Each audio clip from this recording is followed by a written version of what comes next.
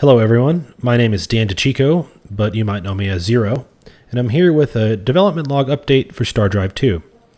Today I want to show off some progress I've been making on the strategy map. To begin, we've added some new galaxy customization options. We have the normal stuff like the empire color, opponent count, etc. But I've also added some system distribution options, things like cluster galaxies or spiral galaxies.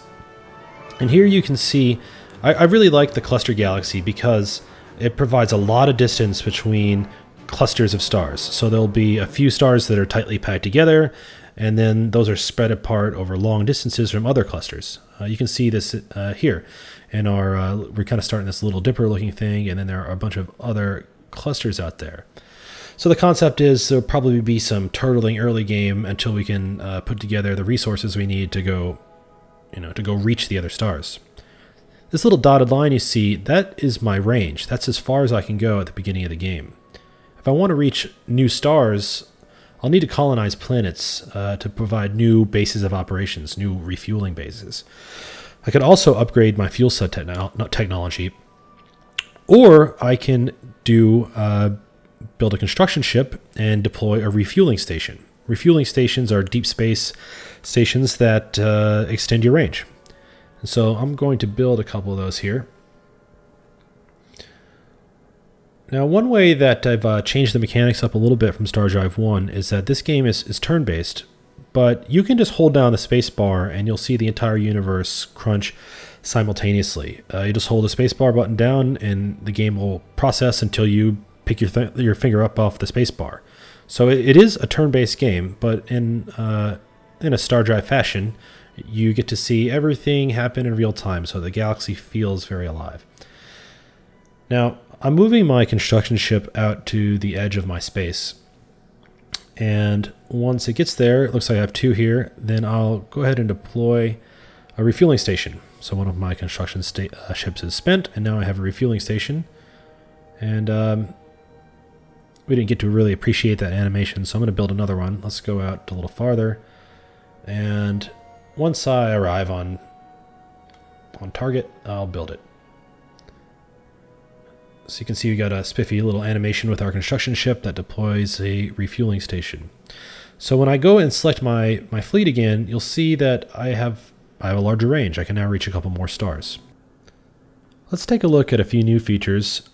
Here we have the leader system. I can cheat and give myself a hero here. And these leaders can be used both as system administrators and also as fleet admirals. So this guy has a shipwright bonus and a labor leader bonus, and if he is leading a colony, then he'll apply bonuses so you get more hit points for your ships and you get better production.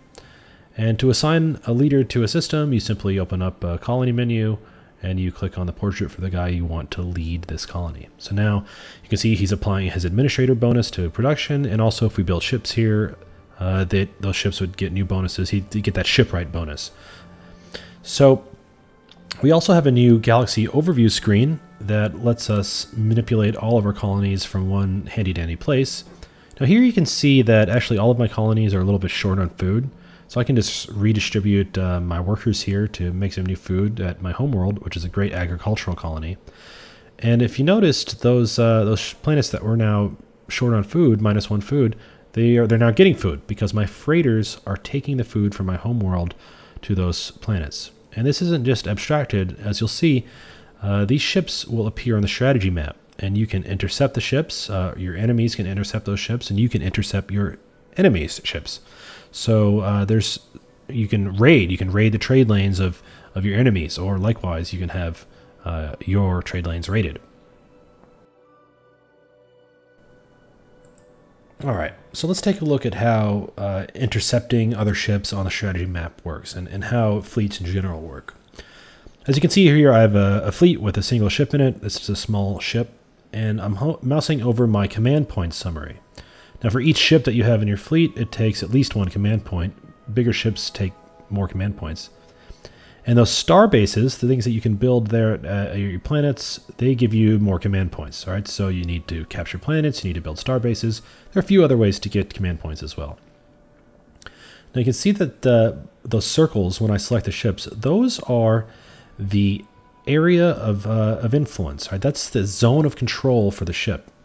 Now, when I move within range of that enemy, I get an intercept opportunity. All right, so I can either ignore it, or I can auto it, or I can fight it. For now, I'll just ignore it. All right, and that zone of control can be changed by setting your fleet stance. So here I have it set on intercept, which is the widest stance, the biggest zone of control. But I can also change it to garrison, blockade, or avoid. Now, when I move my ship close to a planet and change the stance to a garrison stance, then what happens is, notice that I'm using 3, now I'm using 2 command points. All right, I have a garrison bonus of -1. So what this means is I can have a much bigger fleet than my command point total might allow if I leave them garrisoned around planets. So this encourages you to defend your planets with ships, and I'll show you why that's going to be a good idea later. And then, when I want to get back into combat, it's as long as that ship is inside my zone of control, I can pop in and have a fight. All right, let's show why you might want to have some defenses at your planets. Here I'm demonstrating the slavery system. So that ship there is a slave ship, and it's got the blockade stance around an enemy planet. And there are a couple things that can happen when you're blockading an enemy planet. If you have a slave ship in orbit of an enemy planet, then what you'll do is you'll sap their population. So just check it out. This is a small planet, and as I leave it, I'll just suck up his last little bit of population, and it adds it to my slave pen. So you can see that I have 2 out of 30 in my slave pen. Now that correlates directly to the population bar. See this little population bar up there? When that reaches 30, you get a new population point. Right now I'm growing at 0.9 per turn. All right, so it's 17 turns until I get a new population point. A slave ship operates against that bar. All right, when it gets into orbit of one of your planets and it's blockading it, then it'll start slowly chewing away at that bar. Maybe you're growing faster than that, maybe not. And if in fact it gets the last little bit of population, like we did at that first planet up north a bit, then you'll just kill the colony outright. And so this planet that I'm blockading, it's got no defenses. I'm just zapping its population up slowly but surely. I'm taking a number of turns to do it here, but if I had an AI that was willing to put up a fight right now, then he'd definitely be coming to stop me. Now look what happens when my slave pens are full. They're going to reset, and I can go back and look at my planet that I've created that has it's got a slave pit. Okay, and see I've got the one chook guy that is now my planet. He's a slave, and I get all of his racial bonuses just for that particular unit. So maybe I want to steal some slaves because I'm not a very good farmer or not a good worker, and some races, like the Cordrazine here, are excellent at taking slaves. So one good reason that you might want to keep a garrison around your planets. Okay, let's take a look at diplomacy.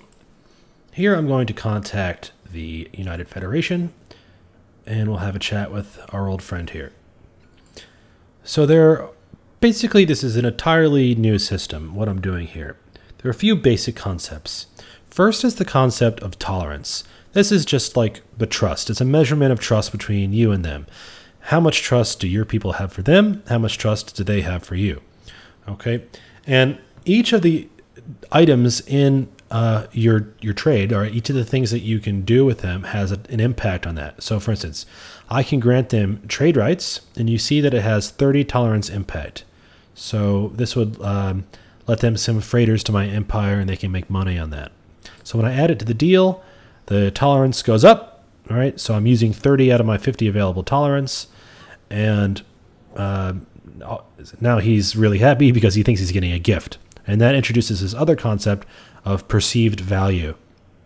Everything has a base value. This trade rights agreement is worth 200, but then they may perceive it as worth more or less, depending on their personality traits. Now up here you can see an example of some of their personality traits. All right, so these guys have greedy. They want to have a profit of at least 25%. They also have the hoarder's trait, which means that they value gold. They like gold, credits. And so when I add credits here, even though I'm only offering 50 credits, they perceive that as being worth 75.